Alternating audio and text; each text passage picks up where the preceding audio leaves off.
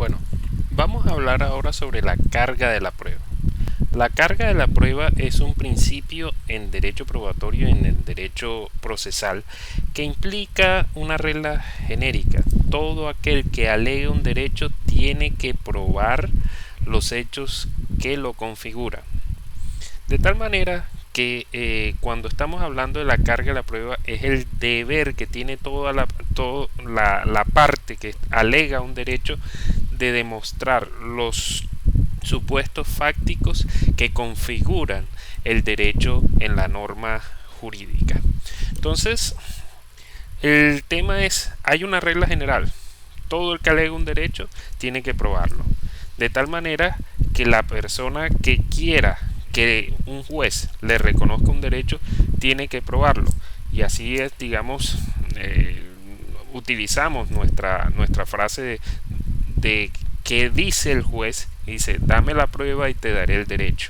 Entonces, cuando estamos hablando de la carga de la prueba, hay dos partes siempre en un proceso, una parte demandada y una parte demandante.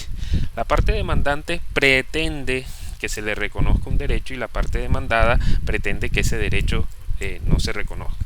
De tal manera que tenemos por una parte una demanda compuesta por una identificación de las partes, por unas pretensiones, por unos fundamentos jurídicos, por unos hechos, y por otro lado tenemos una parte demandada que va a alegar primero nulidades, va a contestar la demanda, va a presentar excepciones de fondo, va a presentar excepciones previas, y así entonces tenemos un litigio.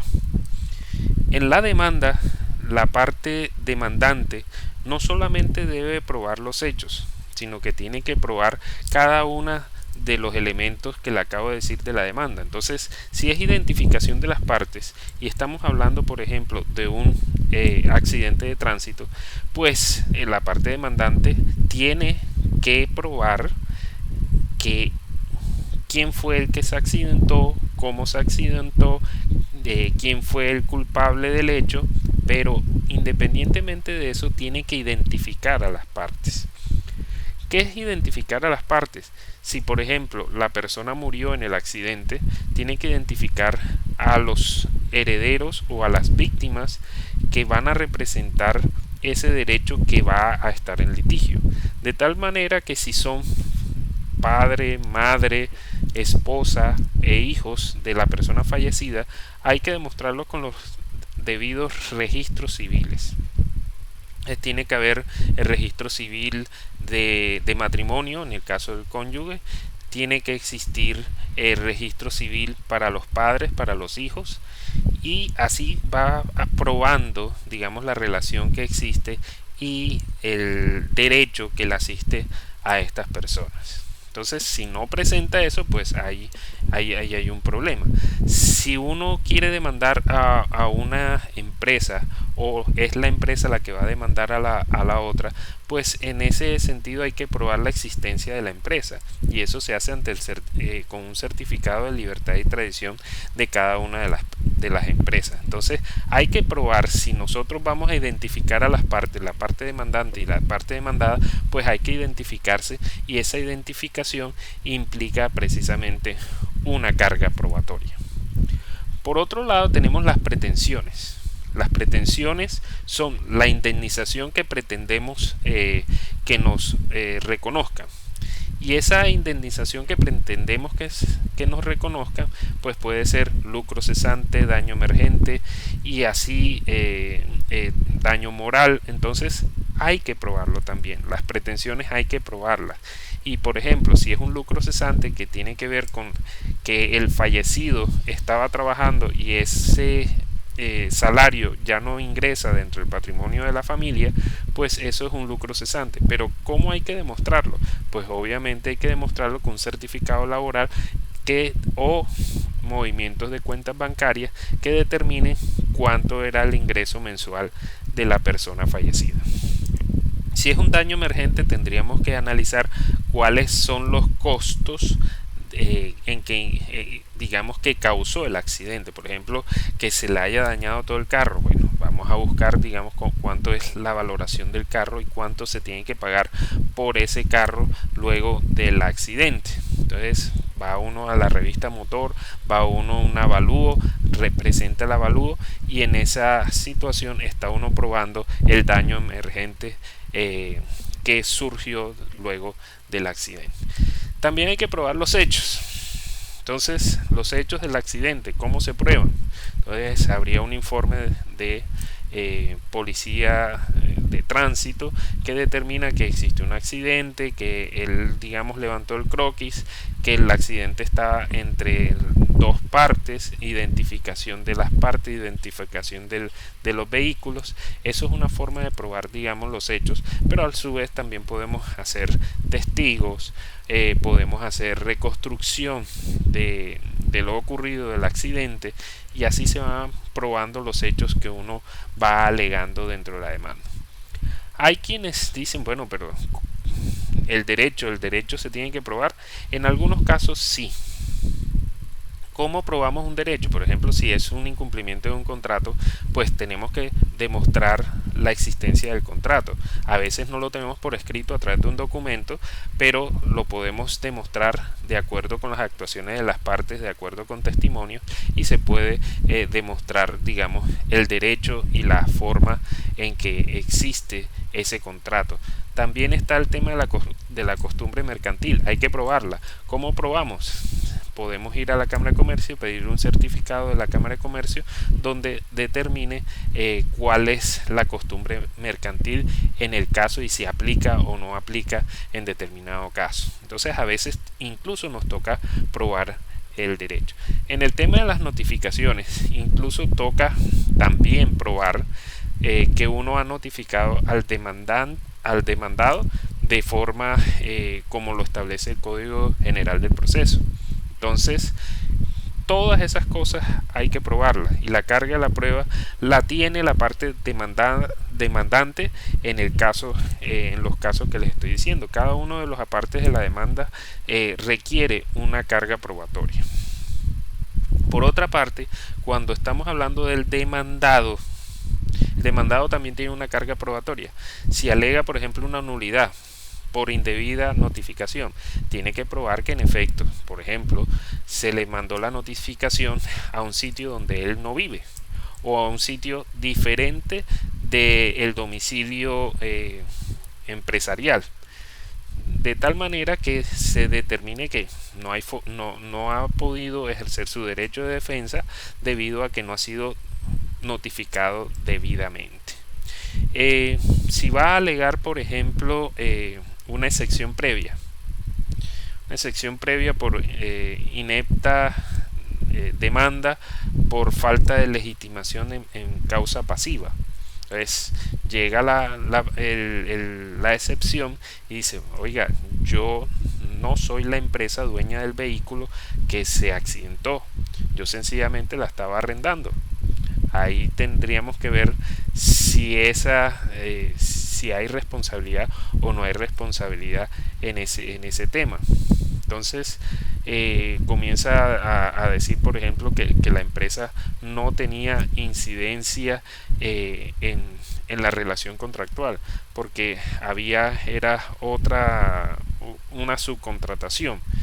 Entonces, esas excepciones también hay que probarlas, y hay que probarlas ya sea con documentos o a través de testimonio. Las excepciones de fondo, pago parcial o pago.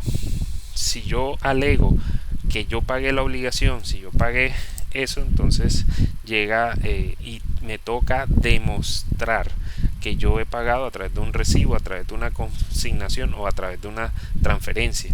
Igualmente, también tengo que demostrar, si hay pago parcial, tengo que demostrar que en efecto yo le pagué parte de la obligación a esa persona. Entonces, hay que probar excepciones, hay que probar nulidades, hay que probar excepciones previas y de fondo, y hay que probar los hechos de la contestación de la demanda. Uno puede decir, ese hecho no es cierto, pero para determinar que ese hecho no es cierto, tienes que tener una prueba que soporte esa afirmación de que ese hecho no sea cierto. Entonces, la carga de la prueba está dada para que cada quien que alegue algo tenga que demostrar ante el juez que esa alegación es real y tiene que probarla. Ahora bien, esa es la regla general, pero ahora se presentan varias excepciones. La primera excepción es el régimen de presunción de culpa o de culpa presunta. En ese régimen de culpa presunta, en las actividades peligrosas como por ejemplo el de la conducción, la persona demandada se presume en culpa. Así que el demandante solamente tiene que demostrar el hecho y y el daño. Mientras tanto, el demandado tendrá que demostrar que no actuó de manera culposa, sino que actuó diligentemente y por lo tanto no se le puede condenar. Entonces, la carga de la culpa se invierte y el demandado es el que tiene que probar diligencia. El otro régimen es el régimen de responsabilidad objetiva. En ese régimen de responsabilidad objetiva, el demandado, por ejemplo el Estado, en un caso de responsabilidad objetiva, por ejemplo, un accidente teniente, digamos, con un arma de fuego. Entonces, no hay que demostrar que el policía actuó diligente o negligentemente. Resulta que el policía dejó mal puesto el revólver, se le cayó y le disparó a una persona que estaba departiendo en un restaurante. Entonces, cuando ocurre eso, hay un régimen de responsabilidad objetiva en el cual no vamos a valorar si el policía actuó con culpa o no con culpa. Estamos hablando de que hay que probar por parte del demandante solamente que el arma es del Estado y que esa arma se disparó y produjo un daño. No hay que demostrar si el policía actuó con dolo o actuó con culpa. Eso no va dentro de ese régimen de responsabilidad. Por lo tanto, entonces ahí viene el tema de que no es necesario probar porque la legislación asume que no es necesario la prueba o la carga de la prueba en ese sentido. Otra excepción es la carga dinámica de la prueba. La carga dinámica de la prueba es una posibilidad que tiene el juez, de acuerdo con el caso, de decir cuál de las dos partes en litigio tiene mejor posición para probar determinado aspecto. La carga dinámica de la prueba siempre se ha planteado digamos como ejemplo base la responsabilidad médica. Y en la responsabilidad médica, ¿por qué? Porque cuando se alega, digamos, un tema de un daño producido por un médico, resulta que estamos hablando de una operación en donde el demandante posiblemente se encuentre en total estado de inconsciencia y no puede saber qué es lo que pasa si está, digamos, bajo el efecto de una anestesia.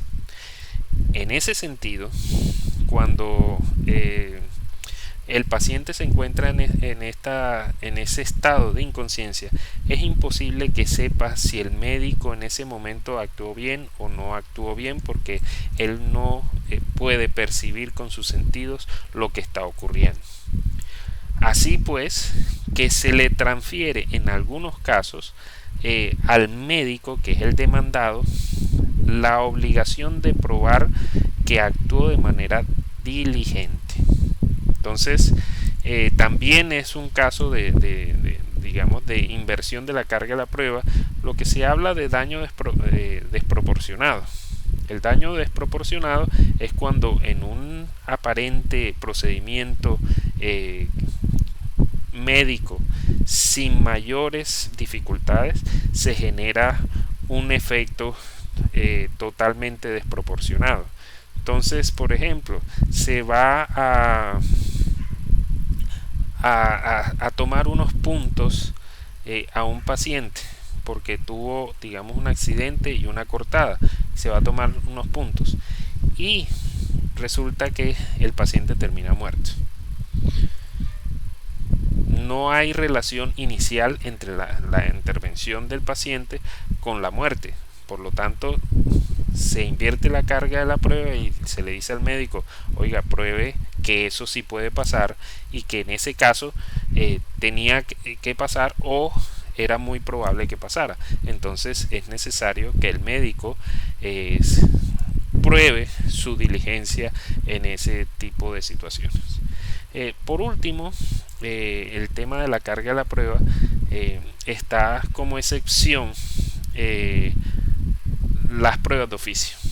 Y se plantea que la prueba de oficio es una potestad que tiene el juez de, al analizar todo el caso o todo el material probatorio, determine que es necesario una prueba adicional para despejar las dudas que pueda tener sobre el caso, y entonces ordena una prueba de oficio, y esa prueba de oficio puede generar, digamos, la variación de la carga de la prueba y puede decirle al demandado, por favor, pruebe tal hecho, o puede decirle al demandante, por favor, pruebe tal hecho. La inversión de las cargas tiene como criterio, digamos, la facilidad que pueda tener una parte frente a la otra de poder conseguir la prueba que se requiere, y eso tiene que ver con su vínculo con la prueba, que si la prueba la tiene él o no la tiene él, y las posibilidades de conseguirla.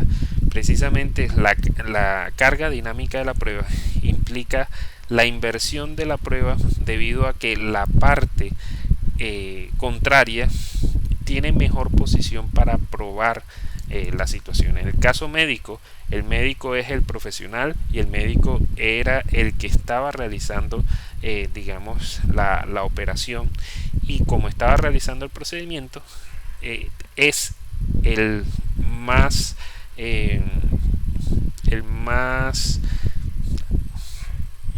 más apropiado para, digamos, probar que actuó de manera diligente.